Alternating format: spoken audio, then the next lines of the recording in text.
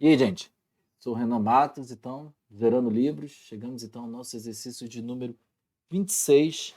Está lá na nossa página 23 do nosso livro do IES. Diz o seguinte: determine o domínio das funções seguintes. Então, se você já está acompanhando a gente, mas mesmo assim eu vou relembrar aqui o que é domínio, né? Primeiro, a gente tem que saber o que é função. Da maneira mais grossa falando, quando eu tenho uma função, significa que eu tenho de um conjunto, né? Eu tenho elementos. E eu garanto que todos os elementos desse conjunto, né, eles têm apenas uma única seta saindo de cada elemento. E eles associam a outros elementos. Podem ser até o mesmo elemento aqui no final, não tem problema. E aí eu tenho o conjunto aqui. Então, ou seja, esse aqui é o meu domínio. Esse aqui é o meu contradomínio.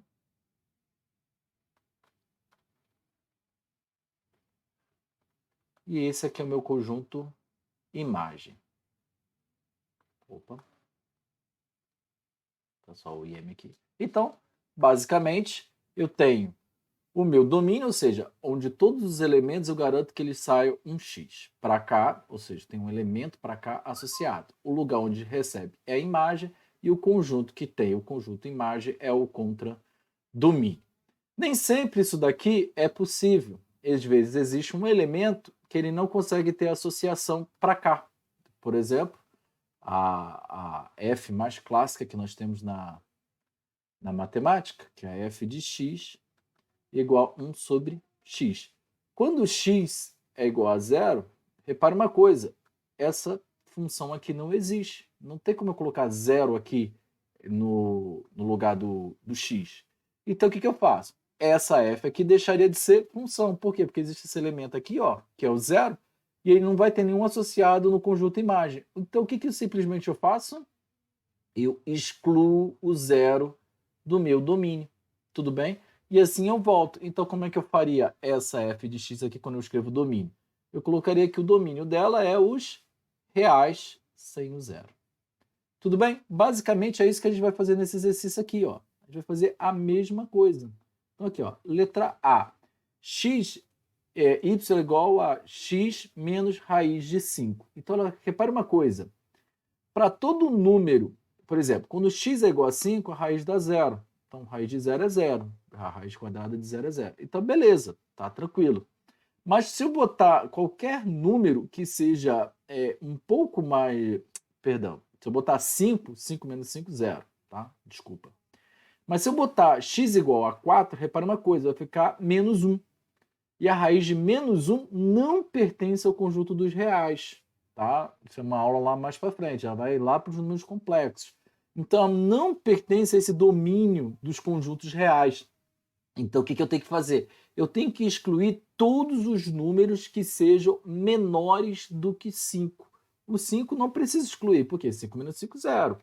Então, o que eu vou fazer? O meu domínio vai ser o quê? O conjunto dos reais, beleza?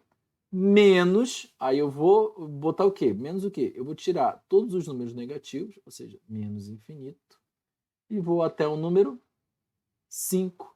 Só que o 5 eu vou deixar aberto. Por que eu vou deixar o 5 aberto? Porque o 5 pode, porque 5 menos 5, zero. Eu também posso escrever dessa forma aqui, ó. Tá? Vou botar aqui um ou. Tá? É exatamente igual. Eu posso escrever que o meu domínio é x pertence aos reais, tal que x é maior ou igual a 5. Tudo bem? Os dois é a mesma coisa. Vamos então para a letra B. A letra B diz o seguinte. Nossa, meu B aqui. A minha letra B diz o seguinte. Y é a raiz cúbica de 4x mais 1.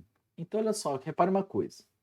Se você já conhece o gráfico aqui da raiz cúbica, ele é mais ou menos dessa maneira aqui, ó. Opa, ficou...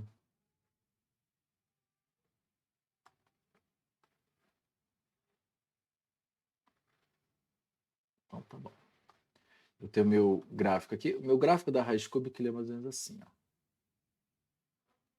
O que isso quer dizer? Que para números negativos eu tenho um associado sim. Por exemplo, se eu pegar menos 2 ao cubo, dá menos 8. E se eu pegar 2 ao cubo, dá 8. Então, ou seja, os números negativos eles também têm um associado negativo. E os números positivos também. Se eu pegar menos 1 ao cubo, dá menos 1. Se eu pegar 1 ao cubo, dá 1. 0 ao cubo, dá 0. Tudo bem? 0 é neutro, né? Então, ou seja, eu tenho tanto para números negativos quanto para números positivos um associado. Então, retornando aqui, na letra B, o meu domínio é o conjunto dos reais. Todos os reais. Tudo bem? Lembrando que qualquer dúvida, procura a gente lá no Telegram, tudo bem? Ou deixa um comentário aqui embaixo, que assim possível a gente está respondendo. Letra C. Agora na letra C eu tenho aqui eu tenho x em cima e x embaixo. Repare uma coisa.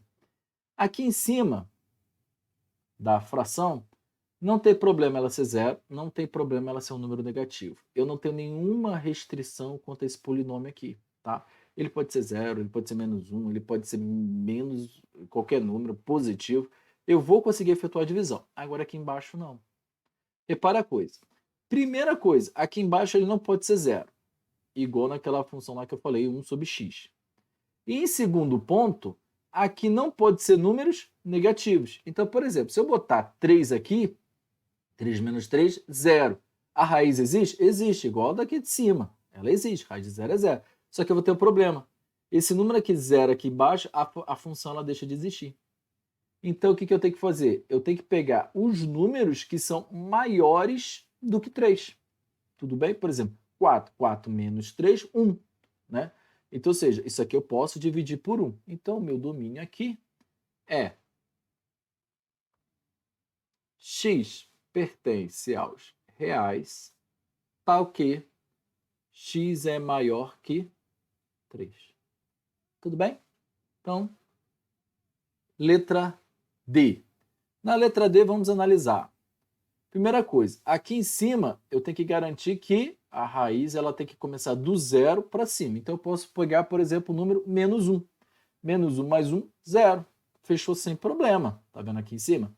Agora, qual é o problema? Eu não posso pegar nenhum número que seja inferior a menos 1. Por exemplo, menos 2 mais 1, eu vou ter menos 1. A raiz quadrada de menos 1 não pertence aos reais. Então, ou seja, eu tenho que pegar números maiores ou iguais a menos 1. Menos 1 pode? Pode, porque não tem problema aqui em cima ser zero.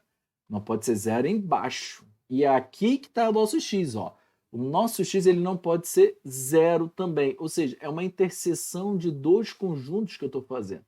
A propriedade que eu tenho que achar, tanto em cima quanto embaixo, ela tem que ser a mesma. Só que eu analiso ambas separadas e depois eu faço a interseção. Então, ou seja, em cima, o meu domínio, eu vou dizer que x pertence aos reais, tudo bem? Tal que, primeira coisa, o x ele tem que ser maior ou igual a menos 1. Tudo bem? E, atribuindo também a parte de baixo, eu vou dizer que x é diferente de zero. Ou seja, nessa letra D, eu estou imaginando aqui, ó, que a linha está aqui a linha real, tá? Eu vou começar pegando os números aqui. Aqui está o menos 1. Eu vou começar pegando todos os números. Quando chegar no zero, eu excluo o zero, tá vendo? E continuo pegando todos os números. Daqui, inferiores a menos 1, eu descartei. Tudo bem? Então, dando prosseguimento. Então, letra E. Na letra E, aqui ficou mais fácil. Ó. Por exemplo, aqui os números eles têm que ser positivos. Tudo bem? Eles têm que ser, não pode ser nenhum número negativo. E aqui, apesar de poder ser números negativos, né, eu não posso ter o número zero. Então aqui tem que ser diferente de zero. E aqui x tem que ser maior ou igual a zero. Só que olha só, como ele tem que ser diferente de zero e ele tem que ser maior ou igual a zero, o que me resta? X maior que zero.